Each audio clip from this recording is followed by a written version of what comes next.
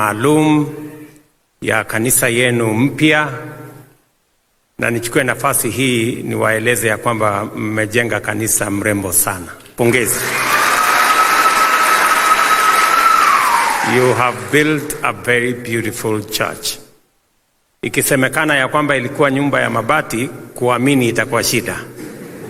Lakini nataka niwaambie pongezi sana.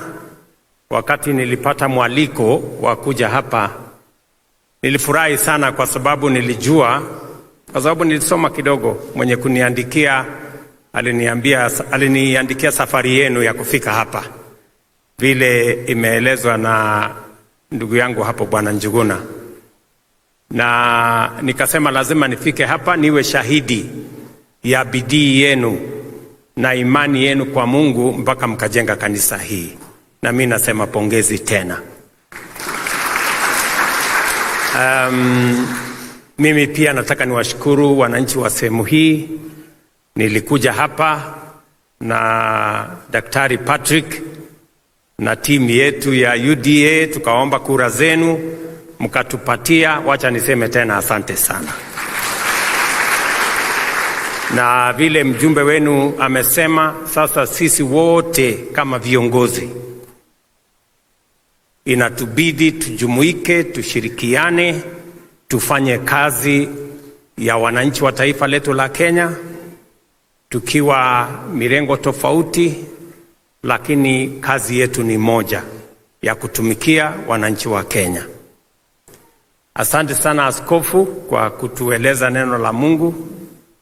Nimefurahi sana kwamba tuko na historia ndefu. Tumeshiriki pamoja na wewe katika makanisa mengi hapa Nairobi. Na nashukuru pia umenikumbusha kanisa ya Kayole. Na nakumbuka hiyo wakati tulikuwa Kayole pamoja na wewe. Na sasa umesema unaenda kustaafu na ile kanisa bado haijakamilika. Mimi nataka nikueleze askofu ya kwamba kama itabidi tu postpone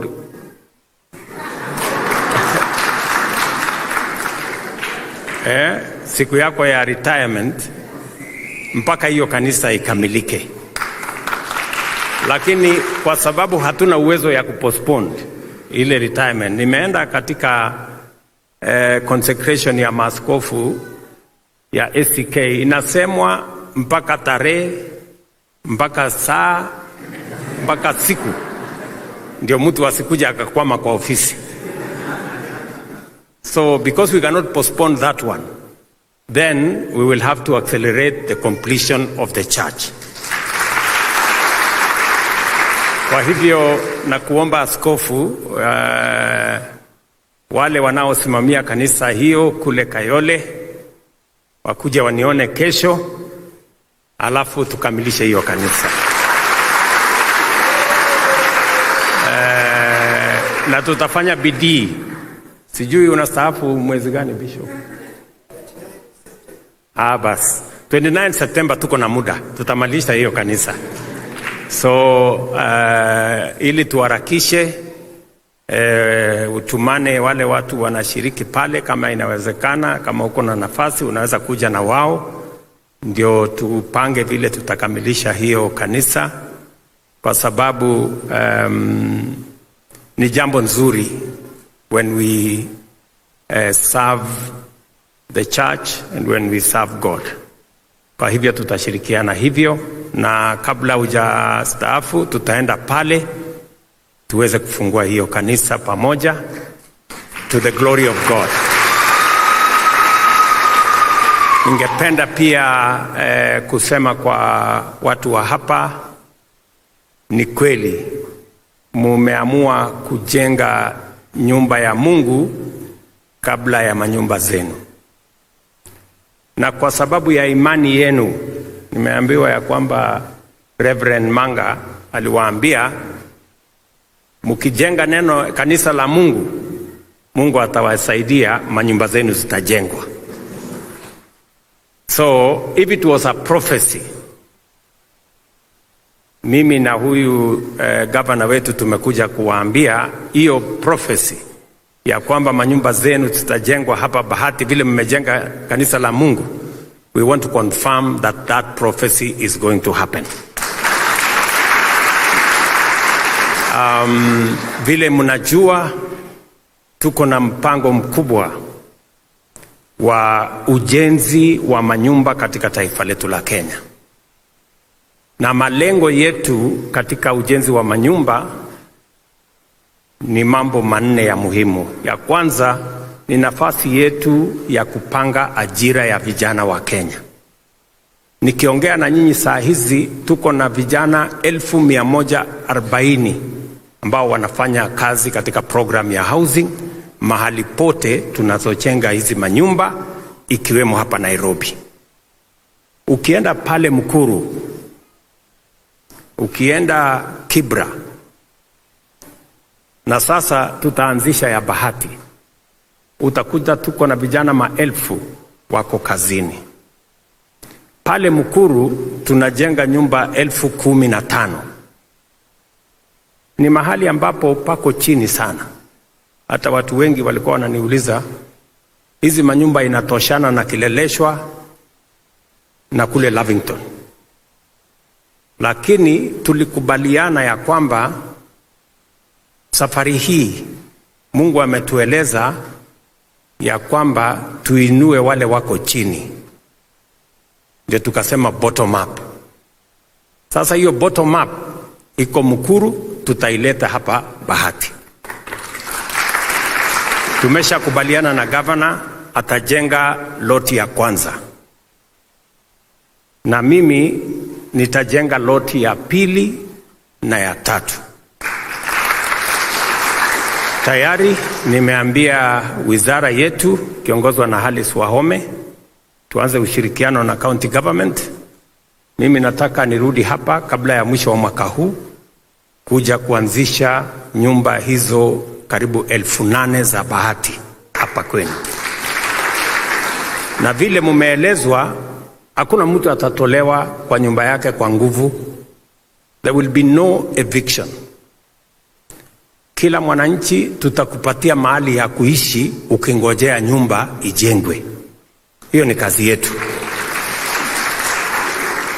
Tutakupatia pesa ya miaka 2 ukae mahali, lipe rent kidogo. Tukimaliza nyumba unarudi kwa nyumba yako na kazi inaendelea mbele.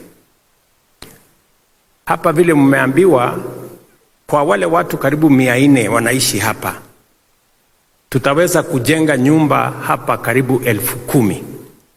Actually 12,000 tunaweza kujenga hapa. Kwa hivyo tutaweza kuhakikisha kwamba wale 400 wanaishi hapa wanarudi kwa manyumba yao, na vile vile Wakenya wengine wengi ambao saa hizi hawana mahali ya kuishi, wanaishi mahali vitongoji, wanaishi mahali hakuna sewage, hakuna maji, hakuna stima, hakuna barabara, wanaishi mahali inaitwa slums. So tunataka kuhakikisha kwamba wale wanaishi katika sehemu zile tuwaondoe pale, tuwaweke katika manyumba mazuri ya estate na tuweze kusonga mbele zote kama Wakenya. Jambo la pili ni kuhakikisha ya kwamba town yetu, city ya Nairobi inapangwa vizuri.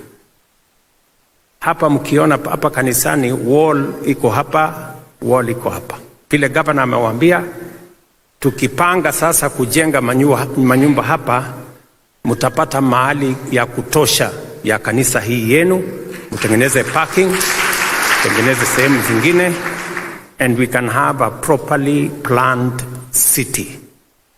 Na hapa Nairobi mpango yetu ni kuhakikisha kwamba by the end of this year tuko na nyumba 50,000 ambazo zinajengwa in Nairobi alone. So Mheshimiwa Ladwa na timu yako ya hapa tushirikiane, hata wale watu wa Makongeni nishaketi chini na wao na tumekubaliana mpango na taratibu ya sawasawa kuhakikisha ya kwamba hii Makadara, kwanza Makadara hii ndio target yetu kubwa, kwa sababu hapa ndio tuko na ardhi ya kutosha. So hapa Makadara, before the end of the year, we will have started the construction of minimum 30,000 houses in Makadara alone. Na ni kwa sababu tunataka kuinua Wakenya wa chini, wale wanalipa rent. Tunataka sasa walipe mortgage polepole, badala ya kulipa miaka 20 alafu nyumba bado ni ya county ama ni ya mtu amekupatia. Hiyo nyumba inakuwa yako na unaanza kuishi as an owner. My commitment is that in the next 5 years we should have 1 million new home owners in Kenya, so that we can begin to dignify the people of Kenya by making sure that we organize them and we organize their livelihoods and their living conditions so that everybody lives in dignity. Vile vile, sehemu hii yetu ya Eastlands tumekubaliana mambo yenu ya masoko iko katika mpango yetu. We gave a commitment, we are going to build 20 new markets in Nairobi, tukishirikiana na county government. And we are well on course ya kazi hiyo. Vile vile, tukiwa hapa, nimesikia vile Patrick, MCA wenu, wamesema kwamba hamuna shule ya upili. Na ndio sababu nilisema hapa Nairobi, being our capital city, na tuko na shida kubwa ya watoto wa Nairobi kusoma. It is a very big concern to me as a parent, kwamba tuko na watoto wengi hawana mahali ya kusoma. Na ndio nilisema already, and Aladwa, you know this, nimetoa pesa bilioni 1 ya kujenga additional classrooms for kids of Nairobi County. Na hiyo itajenga madarasa 1,000 mpya ya watoto wa Nairobi. Nitaweka tena katika budget mwaka ujao another 1 billion for another 1,000 classrooms. Because I made a commitment in the next 3 years, lazima tujenge madarasa mengine mapya 3,500 outside pesa ya CDF ambayo wabunge hawa wanapatiwa. So, including CDF, we should be able to build more classrooms and accommodate all the children of Nairobi City. Tunafanya hivyo Kenya mzima, lakini Nairobi is special kwa sababu Nairobi bado iko na watoto wengi hawaendi shule. Just imagine. Kwa hivyo by June this year, Aladwa, tell your colleagues, by June this year you must have built the 1,000 classrooms, so that next year we do the same. And amongst the schools, sasa huyu Patrick amesema, please, kwa sababu wewe Aladwa uko na nafasi ya kujenga madarasa karibu 40 or I don't know how many, maybe about 40 in this out of the 1,000, you know. So you have an opportunity to build. So ongeza kwa hiyo madarasa ya huyu mungwana. Hiyo unasema inaitwa nini pale? Morrison. Lakini mbali na ile Aladwa atakujengea, kama atakujengea madarasa 2, nitakuongezea wewe Patrick milioni 10 ndio tujenge madarasa mengine 10 zaidi. Na nitatumana next week, waziri atakuja pale umuonyeshe mahali itajengwa hizo madarasa.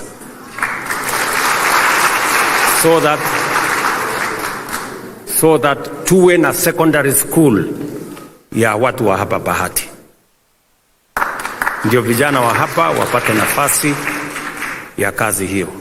Mimi nataka niwaeleze wazazi, as parents we must be concerned about our children. Lazima tushughulike na masomo na hali ya watoto wetu, kwa sababu tusiposhughulika na hiyo kazi tutakuwa tunamkosea hata Mungu, because hawa watoto tumepatiwa ni baraka, tumepatiwa na Mungu, and we must look after them. So hiyo shule ya Morrison umesema tatumana next week, we are going to build a whole new secondary school there, and I will come to you. ndio vijana wa hapa, na tuangalie vile tutashirikiana kwa pamoja. Mwisho, yale mambo mengine mengi ya Nairobi hapa, nataka niwahakikishie ya kwamba wakati tunapanga mambo ya barabara, mambo ya stima, mambo ya maji, kupanga ajira ya vijana wenu, we keep Nairobi in focus. Tunahakikisha kwamba iko Nairobi iko katikati. Nasumbuka na huyu gavana wenu, saa zingine hata jana nimeongea na yeye mara 3 kwa mambo ya Nairobi. Si hivyo gavana? Nikimwambia iko shida hapa, panga hapa, iko shida pale, panga pale, kwa sababu we want to make our city the face of our country. Mimi vile vile nataka niwahakikishie ya kwamba tutashirikiana, tutafanya hiyo kazi kwa pamoja, na mpango yetu inaambatana na mambo ya Biblia. Watu wengi hawaelewi ni kwa sababu gani tunapanga vile tunapanga.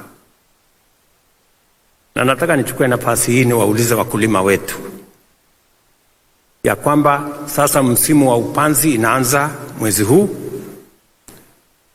Nataka niwaeleze hakuna wasiwasi ya mambo ya mbolea. Tayari katika stores zetu sehemu mbalimbali tunapeleka sehemu ambayo inahitajika. Tuko na magunia milioni 5 ya mbolea ambayo tayari tumenunua kama serikali na wakulima watapata. Niwashukuru wakulima, mwaka uliopita walituzalishia chakula, ndio gharama ya chakula imeenda chini. Mwaka huu tena tunaongeza times 2 ile tulifanya mwaka uliopita. Kwa sababu ukisoma Mathayo, na Bishop wewe ni rafiki yangu, mimi nafuata maneno ya Biblia sana. Mathayo 25. Nataka muandike yule mwenye anajua kuandika. Mathayo 25 ukurasa wa 31, usome mpaka mwisho, nafikiri 46. Inazungumzia Judgment Day, kwamba kuna siku kila mmoja wetu atasimama mbele ya Mungu, mimi na wewe, na kutakuwa na maswali tutaulizwa pale tukisimama mbele ya Mungu. So usome vizuri, alafu ujue utachangia namna gani. Otherwise utakuwa upande ya left ya watu wa kwenda Jehanamu, ama utakuwa upande ya right ya watu ya kwenda mbinguni. Mwende msome. Mpango yetu ya kuzalisha chakula katika taifa letu la Kenya ni tuhakikishe vile neno la Mungu inatuambia tupate chakula, tuweze kila Mkenya aweze kulisha familia yake. Mpango yetu kwa matibabu, na mumesikia vile tumepanga.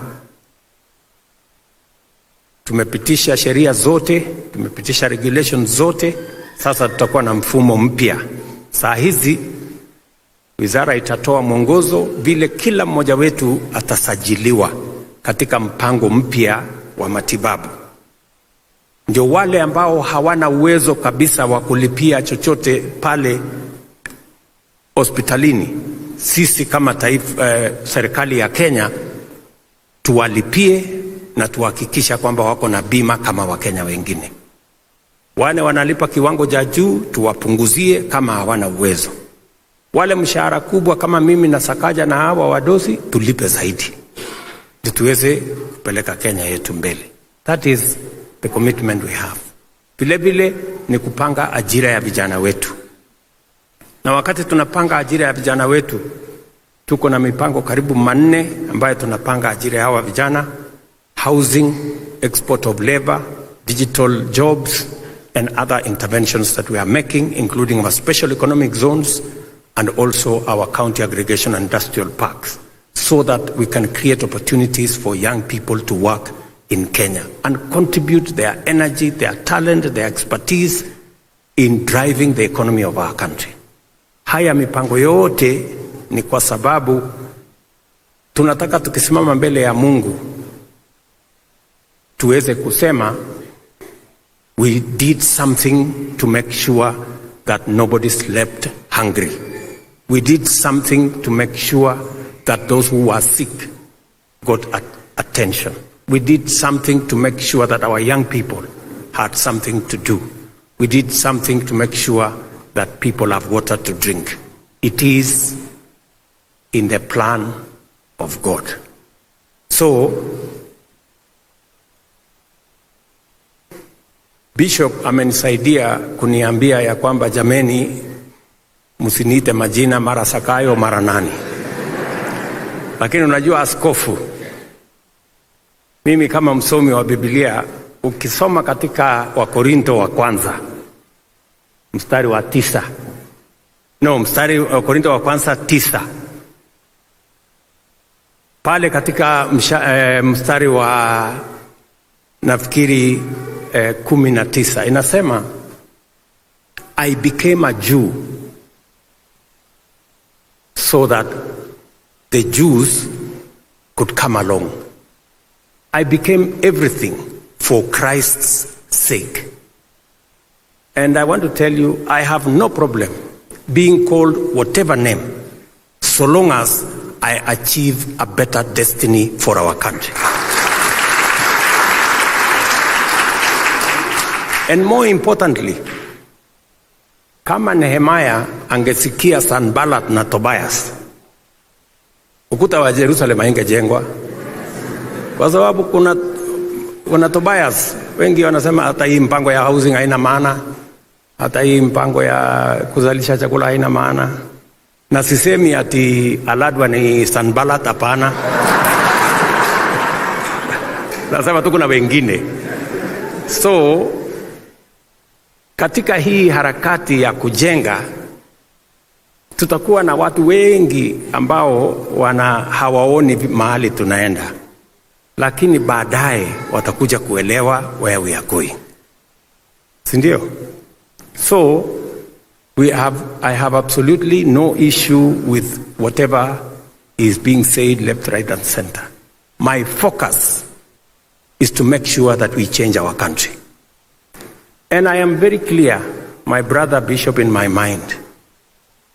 Mungu hajanijalia niwe rais wa Kenya ati kujaza nafasi ya mtu kuitwa rais, ama ati ndio nipate mshahara, nipate kazi. Hapana. Mungu amenipatia hii nafasi nibadilishe Kenya. And I intend to do it. And I know it is not going to be easy, but by God's grace, we are going to change this country for the better. Tutahakikisha kwamba kuna chakula ya kutosha, tufukuze njaa. Hawa vijana wetu wengi wanahangaika, hawana ajira. Tutapanga mpaka wawe na ajira. Hawa watu wanaishi katika slums. It is our duty, responsibility, kwamba na wao they live in dignity. And that is our mission. It is not going to be easy. I know that very clear. But I intend to be focused until we achieve it for the sake of our country. The same way Paul said, I became everything for the sake of the gospel of Christ. I don't mind being anything for the sake of the destiny of our country. Lazima tuungane, tushirikiane, tufanye kazi hiyo, ndio nchi yetu ya Kenya iweze kusonga mbele. Mimi nataka niwashukuru sana na waomba, vile askofu amesema, mtuombee sisi wote. Kazi hiyo ya kuongoza watu wengi sio kazi rahisi, lakini Mungu atatupatia neema ya kuhakikisha kwamba tunatimiza mapenzi ya Mungu katika taifa letu la Kenya, because that is what it is. So asanteni sana. Ule Bwana Njuguna amesema nyinyi sio watu wa kuitana ati kujeni tusaidie hapa jenga namna hii. Nyinyi mnafanya kazi yenu, mkimaliza mnatuita, tunakuja tunawapigia makofi. So Bwana Njuguna, hata na hivyo, kwa sababu nyinyi sio watu wa kuitana, lakini sisi saa zingine ni watu wa kujituma.